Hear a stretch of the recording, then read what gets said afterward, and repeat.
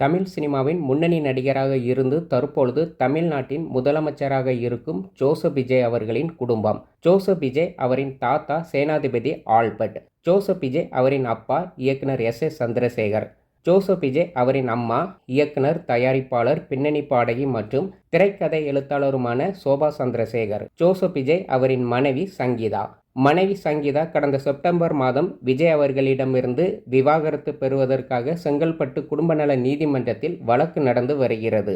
Joseph Vijay அவரின் மகன் இயக்குனர் ஜேசன் சஞ்சய். ஜோசப் விஜய் அவரின் மகள் திவ்யா சாசா.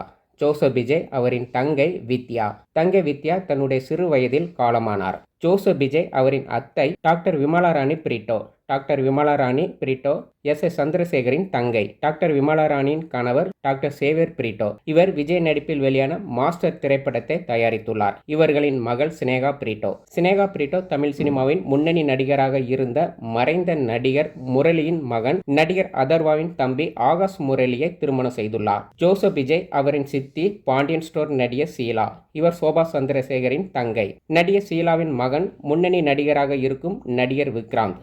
இவர் ஜோசப் விஜயின் தம்பி.